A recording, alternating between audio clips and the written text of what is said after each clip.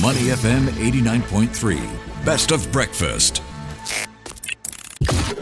Mind your business. Only on Money FM 89.3.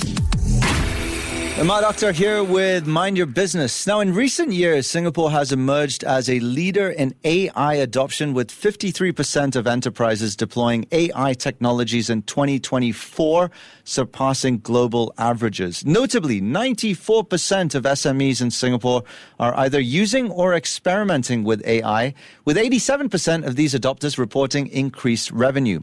One company at the forefront of this AI-driven transformation is Superbench, which offers AI-powered solutions tailored for service-based SMEs. And just like how AI chatbots provide answers to the every man on the street, their AI assistant provides instant responses to customer inquiries, operates 24/7, and automates scheduling, significantly enhancing operational efficiency as well as customer satisfaction. So to tell us more about how her proprietary AI model is making waves in the services landscape, let's welcome on the show Jingjing Zhong, co-founder of Superbench. Good morning. Good morning. Thank you, Anand, for having me. Yeah, thank you for coming on. Superbench, what's that all about? What's the origin story? Yeah, actually, I was running a cleaning company before. It's called Helping. So I know the struggle for building a service-based business. You know, on one hand, you have to recruit staff. On the other hand, you have to worry about customer acquisition. So as a business owner, I never stopped, right? Now, after I left Helping, building the business from almost nothing to 30 million, I realized this new technology can be the game changer to help a business stay profitable.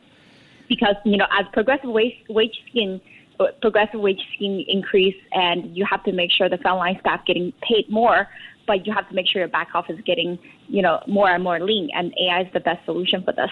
Yeah, so tell us how Superbench works. When a client comes to you with a problem, how do you guys solve it for them? Yeah, absolutely. So we basically help every single of our clients create a specialized library, and let's just call it library for Money FM. And it has all your FAQ, Q&A, terms and conditions inside, and as well as your customer data and also your service staff data. Now, we build different AI agents sitting on top of this library. And each agent, they only have limited visibility on each shelf and different books. So we make sure every single agent can do their own job. So, for example, one agent specializes in provide quotation and also selling a specialized, let's say, a cleaning service. And other agent is specialized in scheduling. So that way we ensure AI behaves in a very personal way, and as well as improve its accuracy in executing each task. So when you developed this AI bot, did you go through several iterations until you came up with the final product? Absolutely. So we know ChatGPT went very famous, popular in the world around January 2023, right? And we started experimenting with it since March and April that year. And we really finished our product 1 year after. So in 2023, April. So we went through at least 10 different iterations to make sure that, number one, safe for consumer to use. Number two, its accuracy is really high. And what about in terms of troubleshooting? Is it error-free? Are you still sort of trying to figure that out? Working with AI can never be perfect, just like us human, right? It will always make small mistakes. However, we make the feedback loop from our client as painless as possible. So it's just like how you correct your entry-level employees. You send them a WhatsApp, tell them, hey, stop doing this. That's exactly how it works with us. They just send this feedback to our team, and then we'll implement it to AI. Because we don't want AI to self-learn from all the conversations. Otherwise, it will learn a lot of what we call not so helpful information. So we control what it can learn and cannot learn with human in the loop approach. Therefore, so far it's been performing fantastically with our clients. Yeah, speaking of clients, you empower service SMEs. Could you give some examples of some of the customers that you define by service SMEs? Absolutely. We have clients in the home services space doing cleaning, plumbing, home maintenance. Also, we have clients in the care space. So, for example, elderly care, fertility clinics, and also annual health checkup. And also, we have clients in tutoring space, tutoring schools, adult education, et cetera. So, with all of these businesses, the common theme is that, number one, what their services, there's a bit of understanding upfront alignment for what they provide. Number two, the pricing depends on what's the scope. And number three, they all require appointment scheduling. So that's where we find, actually, this AI thing can do very well for them. And you basically get an entry-level employee 24/7. So how do you price your services for your clients? Is it tiered pricing? How does it work? Yeah, so we basically have a monthly subscription. It's like you have a entry-level intern, right? You need an upfront cost to hire the intern, and also you need to pay them a monthly salary. So same thing as us. There's an upfront hiring, we call it onboarding cost, which is $1,500, and then monthly subscription is $850 as a salary. And imagine you have someone who's 24/7, never takes sick leave, right, and never need to take any off day, and full-time staff for $850. I would say that's pretty good. Yeah. I'm just curious. So your AI bot helps your customers' sales teams qualify leads and answer questions and queries, et cetera, from their customers. How do you measure success for your clients? Yes.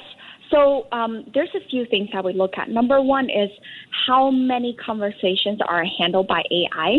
We always have human in the loop approach, so our target is always automating up around 60 to 70% of sales conversation. And second thing is that we look at their sales conversion. So based on what we have seen, our clients, their sales conversion went from, let's say, 20% previously, now it's about 70%.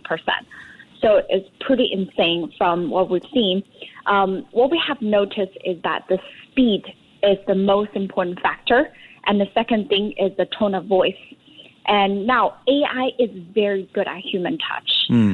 Because human, as you grow as a business, your customer support agent, they will use templates. But AI would never use templates.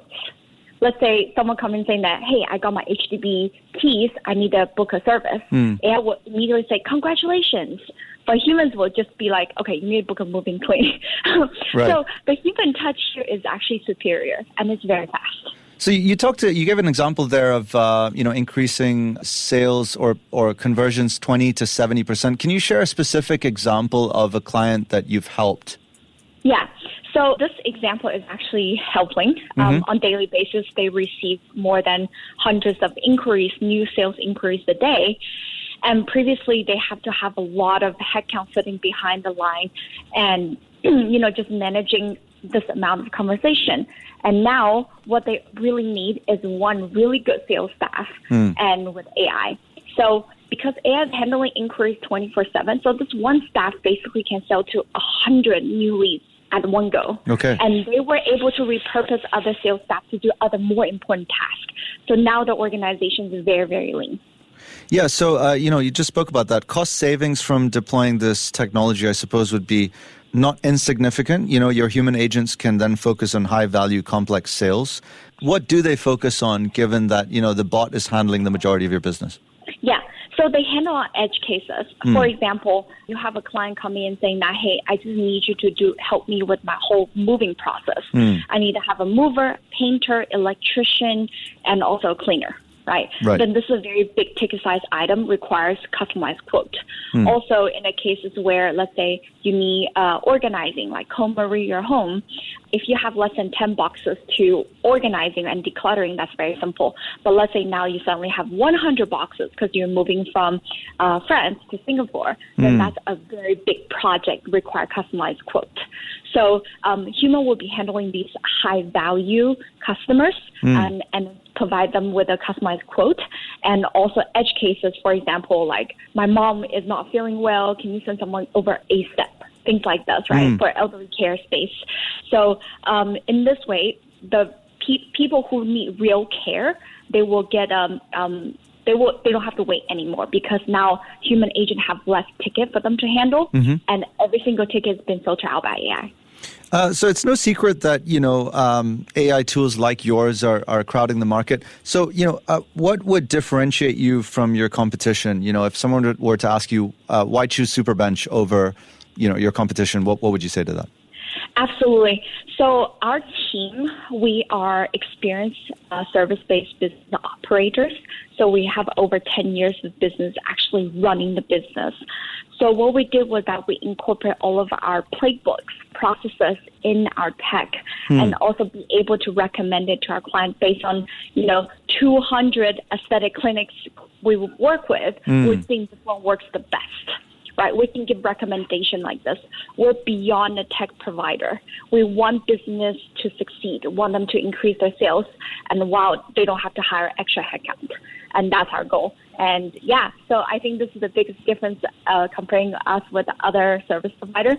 Well, not to mention we're also government endorsed, IMDA with Gen AI Sandbox 2.0. So Yeah, speaking of which, during the fundraising part of this, raising Superbench to where it is today, how did you deal with that? Was that sort of your own savings plus grants? I mean, how does it work? Yeah, so I think I was in a very lucky spot because the use case for using AI in a service-based business is very good, and most companies, they operate on WhatsApp. So if we're able to build a whole operation from sales scheduling on WhatsApp for them, we don't have to change anybody's behavior. Therefore, we get our clients buy-in very quickly. And because of the traction that we've gotten, a lot of big, VCs, they also very interested in our use case and they want to support us to grow. So that's why we were able to raise a round very quickly. And also in Singapore, as we know, government here is super welcoming this kind of technology. So we're very fortunate to work with IMDA with our Gen AI Sandbox 2.0 as one of the top vendors. Sounds good, yeah. So just for the final question, I want to shift gears and talk about your own entrepreneurial journey as well as your role as a co-founder, obviously galvanizing your employees and getting this product off the ground.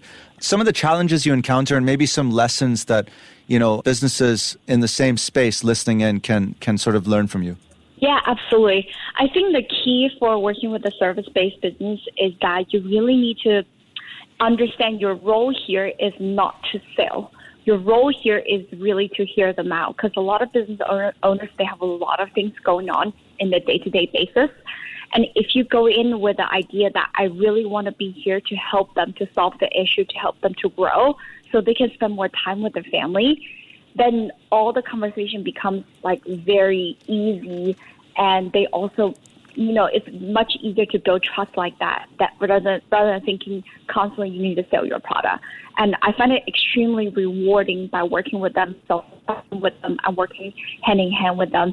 And this journey has been extremely fulfilling compared with my corporate job back then in investment banking. Yeah, I can imagine that being the case. Well, Jingjing, it's been a pleasure having you on the show. Thanks for sharing your insights with us. Thank you so much, Anand. Yeah, wish you all the best in your future endeavors. We were speaking with Jingjing Zhong, co-founder of Superbench. Stay with Money FM 89.3. To listen to more great interviews, download our podcasts at audio.sg or download the audio app. That's AWEDIO, audio at the App Store and Google Play.